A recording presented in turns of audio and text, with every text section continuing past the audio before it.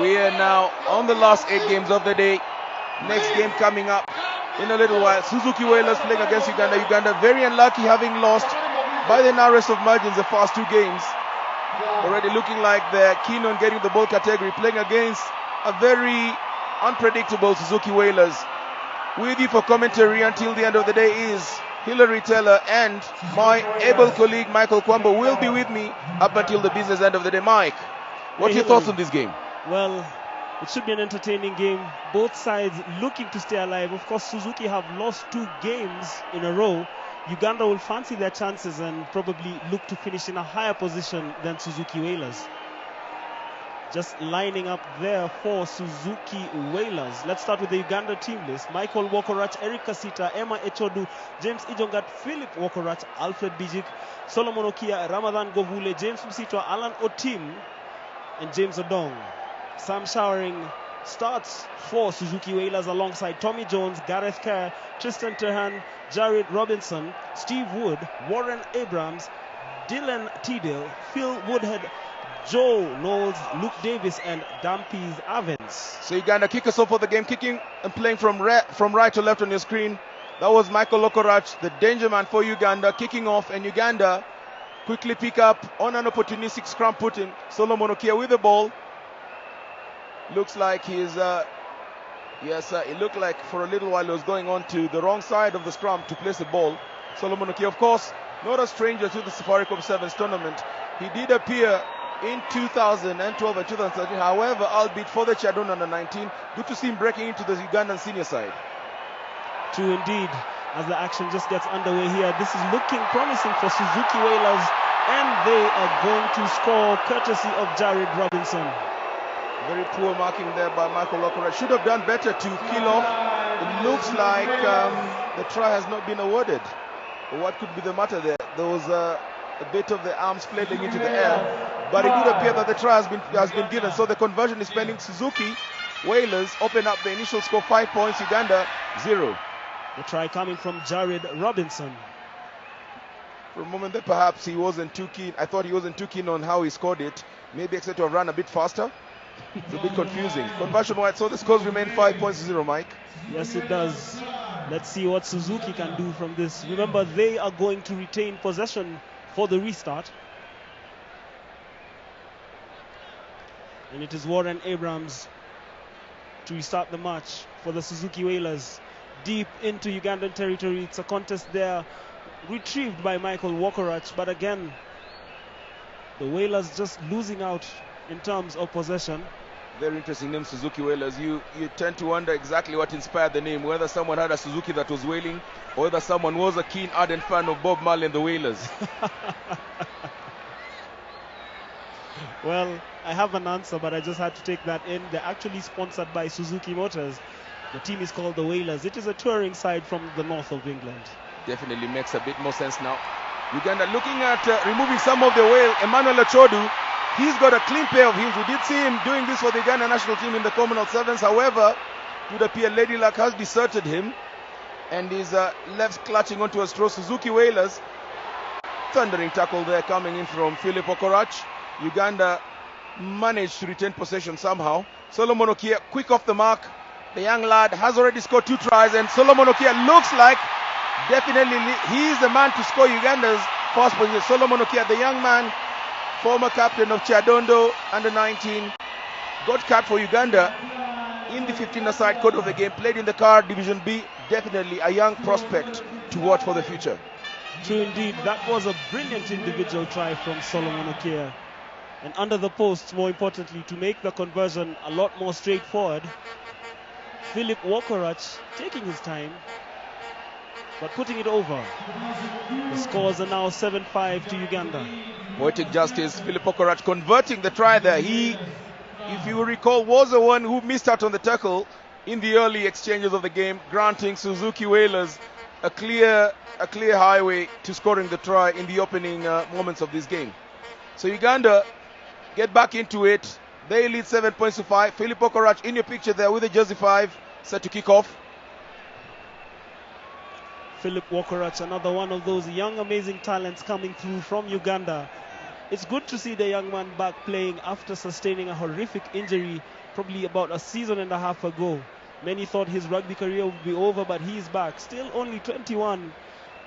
It's good to see the young man on the pitch. Definitely a lot of positives for Uganda to pick up from this year's event. They already won the under-19 events of the girls edition. They had a very strong showing, Chadondo, in the under-19 category, and that man there, of course, was the captain of Chadondo last year. They lost in the semi-final, was here 2 years back, was in the final, missed out, but he's back here representing Uganda at full sevens national team, and definitely showing that he's every bit the total complete sevens rugby player. True indeed. The match finally restarts. Walker Rush's kick not going the requisite 10 meters.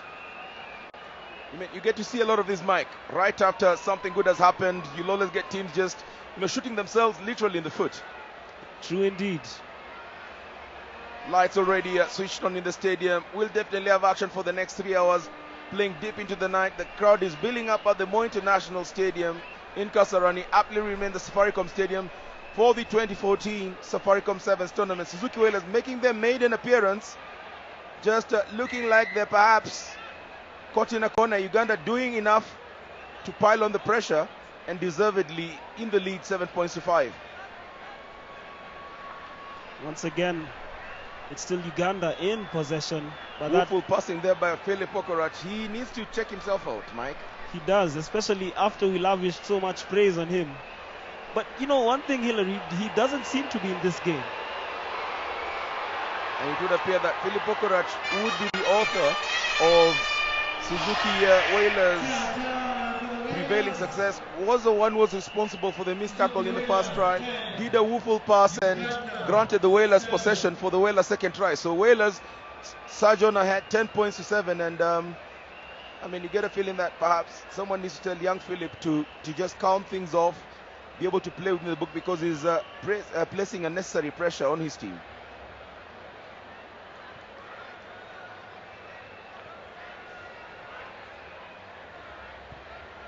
Conversion attempt is unsuccessful. The Wailers leading Uganda by 10 points to 7. We have about 1 minute 5 seconds of the first half remaining as the crowd continues to build up here at the Safaricom Stadium, the venue of the 19th edition of the Safaricom Sevens. Of course, the perfect sucker punch, Mike, would be Uganda ensuring they score before the halftime break. Would give them a very nice cushion going to the second half, and a lot of confidence as well. Yes, indeed. Solomon Akia, try scorer for Uganda, just passing the ball but getting no one to be able to pick it up. Great work being shown in there by Uganda. Michael Okorot wasn't particularly very keen on that, just touching the ball by fingertips. Technical bench, Uganda's technical bench right there with Yairo Kasasa, himself a former Uganda Sevens player, was the top try scorer in the inaugural Safari Sevens edition 1996 for Uganda. So at the halftime interval, Suzuki Wailers causing all the problems for Uganda. Uganda still wailing a bit, 7 points, just a 3-point differential, and a lot to play for in the second half. Yes, indeed, and we'll get to listen to what both sets of coaches are telling their teams at the interval.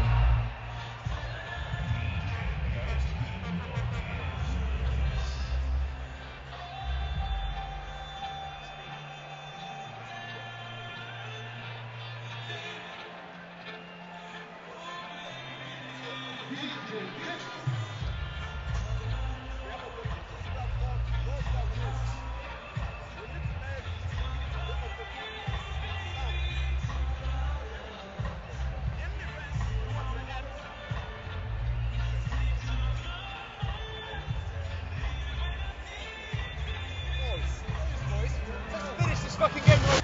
Yeah, boys. Buzz. Big fucking buzz. Strange. Then see what happens. Okay? Guys will put in the second half and then be able to win it. Okay? Strong, this one can win. Easily. Okay? Strong. Retain the board. Focus and strength. 3, 2, 1. You got down.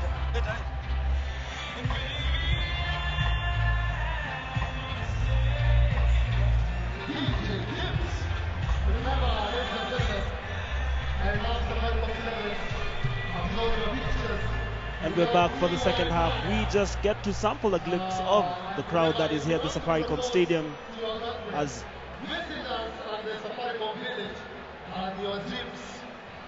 As Warren Abrams prepares to restart this match for the Suzuki Wailers. They hold a narrow 10-7 lead against Uganda. Uganda trying to get space out in the open. Philip Okorach with the ball now. Steps one, step the second. Great offload coming out to Emma Chodu. Stepping in and out. There's extra support coming out. Will he use it? Passes the ball, but the Suzuki Wailers manage to just carry the ball all the way back. Great action right from the get-go. Wailers retrieving the possession, killing off that Uganda attack and trying to build something deep from within the territory. Michael Okorach misses a tackle. Emmanuel Chodu doing very well to shadow the Suzuki Wailers. Uganda looking a bit more upbeat in the early opening exchange of the second half. Yeah, that was a sprightly start from the Uganda Cubs. The Uganda Rugby Cubs, I beg your pardon. That is Dampy Avins with the ball, just playing it in to Tristan Trehan, who loses the ball on the tackle. Advantage now swings Uganda's way. Philip Okorach, great stepping ability from the young man. Doesn't look like he does have the pace. Look like he didn't have it. Has a very deceptive run. The young man Okorach restores Uganda's lead. Uganda 12, Suzuki Wailers 10. And most importantly, scoring this try under the posts. Whenever you look at Uganda coach Yeri Kasasi, you never see pressure on his face. He always just portends this very calm demeanor of a very relaxed coach. Which is something good, in my opinion, to just portray to the players. I think it will get them to express themselves, and you just saw that expression from Philip Okorach.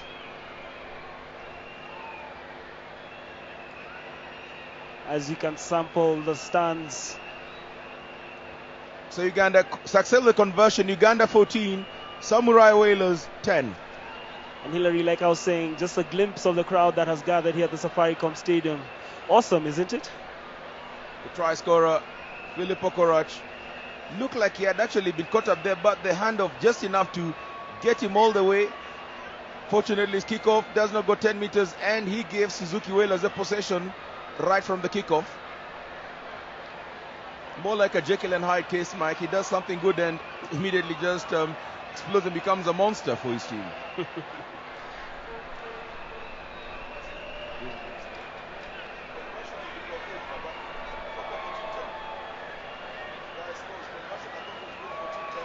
This is Warren Abrams just trying to get something together for the Suzuki Wailers. But things just not going their way around this point in time. They go out into touch. And it's going to be a line out, a Uganda throw-in from the line out.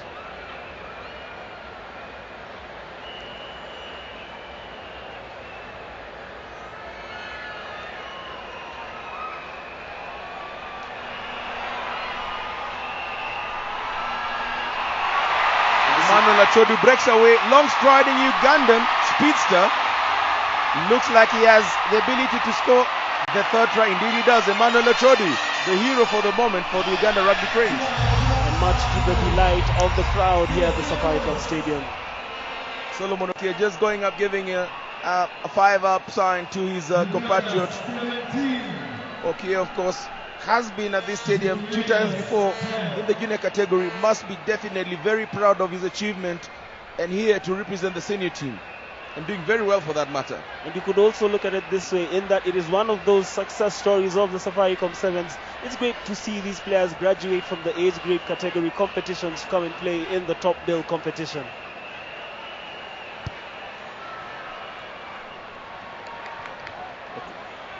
Conversion is wide.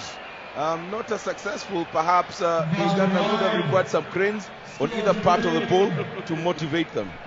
Long striding Emmanuel Achodu there has this very uncanny resemblance to former Kenya Sevens captain Humphrey Kayange in the way he runs and how he plays. Indeed, I was looking at the player profiles and he's actually nicknamed Tall, which is also the same nickname that Humphrey bears. Very interesting, and I wonder what motivated that name.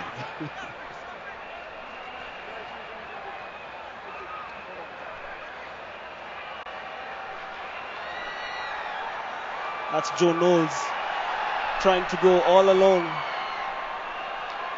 But he has support now. And then Suzuki Wailers, after gaining quite good ground, just losing the ball on the tackle. This is Michael Walkerach now. Michael Walkerach looks like he has the gas to go the entire mile. I do not think they'll catch him. And Uganda just look like they're trying to impose their dominance. And perhaps just set themselves up for a nice draw ahead of the day 2 knockout events. Michael Walkerach, the try scorer for Uganda. Uganda move on through 22 points to 10. Conversion was good, so Uganda increased their tally 24 points to 10. Well, the Wailers look like they're currently wailing. True indeed. And at this point, you just feel that Uganda are running away with this game. As you see Michael Walkerach running to score that try under the posts.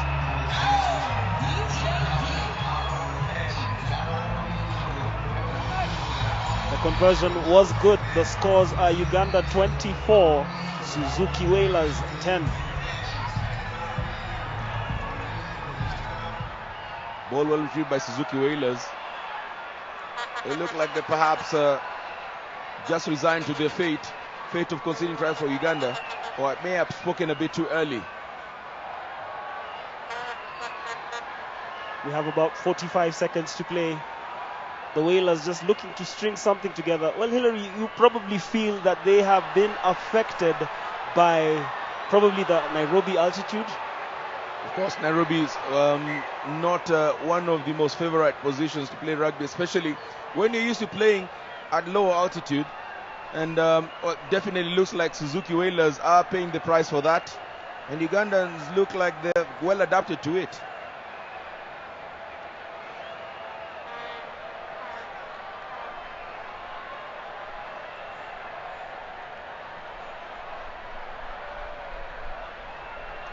Five seconds to play. This is probably going to be the last course of action in this match.